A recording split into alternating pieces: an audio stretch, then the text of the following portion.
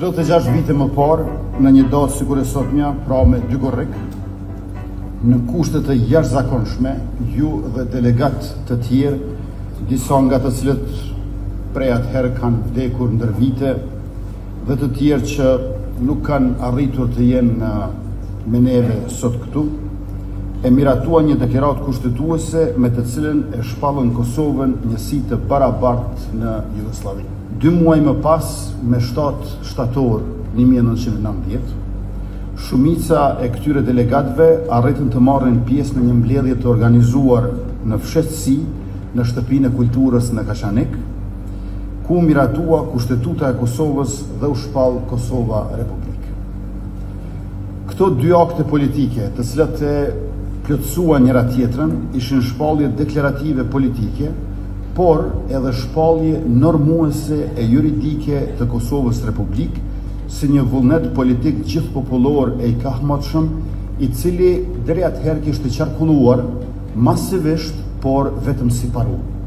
Pa Republikën e parë të Kosovës, atë të 1990-s dhe dekadës pasuese, nuk do ta bënim dot as Republikën e Kosovës si shtet i pavarur të vitit 2008, shtëpinë shtetërore të qendjes politike sot.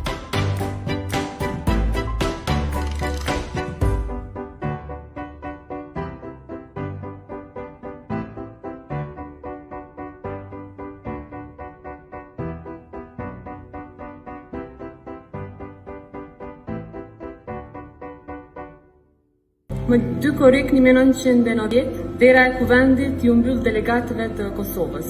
Pamja asaj dite nis me dyert të mbyllura, me polici para kuvendit, me delegat jashtë sallës dhe me një pushtet që pasi ja kishte marrë Kosovës autonominë, kërkonte t'ja merrte edhe zërin politik.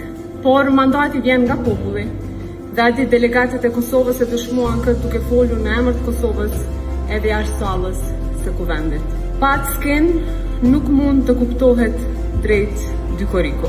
Regjimi mendonte se kishte ndalur një mbledhje të kuvendit, ndërkaq kishte lënë pas një panje që Kosova nuk do ta harronte kurrë. Delegatë që qëndronin jashtë sallës, por që kishin hyrë brenda historisë.